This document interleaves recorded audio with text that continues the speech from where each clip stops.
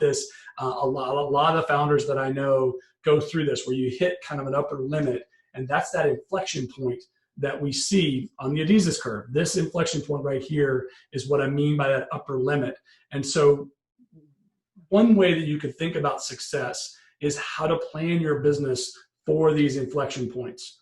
What you need to be in infancy, what the kind of people you need on your team, the kind of success metrics, the kind of core values is very different than what you will need in go-go, is very different than what you will need in adolescence. And just to make this more real, since most of you are CPG companies, we've been thinking about a bit of a theory here at Findaway that I want to express to you. And it's about kind of how can we help the smaller companies succeed.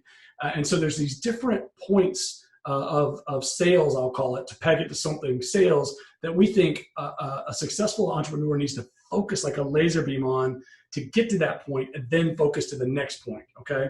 And those points are basically $300,000 a month in sales. At $300,000 a month, you're basically coming up through infancy and jumping into go-go. You're at that point. $300,000 a month in sales, you're a $3.6 million run rate.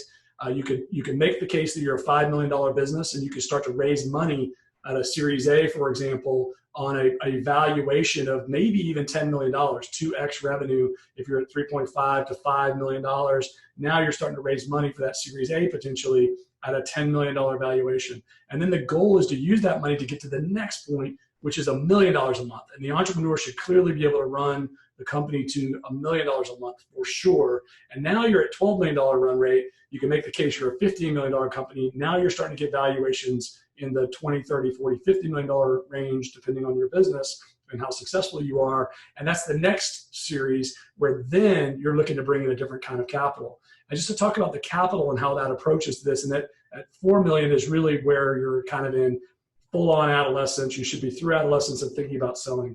And the different levels of capital that we're talking about here might be friends and family and angels like us to help you get to that 300,000 a month.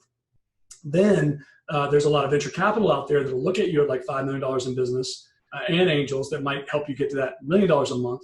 When you're at $1 million a month, now you're talking to private equity and even some strategics that'll come down that far.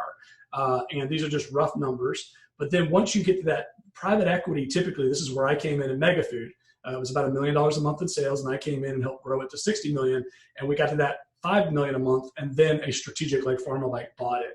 A strategic is way more comfortable at $4, $5, $6 million a month than they are at $1 million a month, and especially at 300,000. Now you've got some incubators and things like that you can get some interest in at 300,000, but that's mainly for them, the strategics, just to keep up to speed on what's going on. So anyway, this theory is something that I want you to think about. And some of the tips that come to mind for me on this theory are entrepreneurs focused on the simplest path to that next level. What's my simplest path to $300,000 a month if you're not at $300,000 a month? If you're at $300,000 a month, what's my simplest path to $1 million a month? What is the tightest consumer target I can narrow in on? What is the lowest number of products I can do this with, not the most? What's the least amount of channels? If you can get to $1 million a month just in direct-to-consumer and Amazon, do it. Why not? As soon as you start to go into different channels, now you've got to have different levels of expertise. You have to have different partnerships. It's a completely different financial model. I can tell you that Target is a very different financial model than natural retail with distributors, than direct, than Amazon.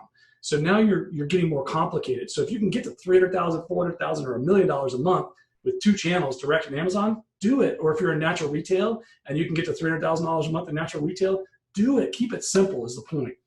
Tightest consumer target, lowest number of products, least amount of channels, and then rigged tests, I call them, not in a bad way, to add value at the next level. So if you're looking at that $1 million a month to attract capital from that private equity firm, you might do a test with Target in 200 stores that you know is going to be successful as a way to really maximize the value, not only for you as the founder, but for all the stakeholders, for your employees, for the buyer, maximize that value at those different levels.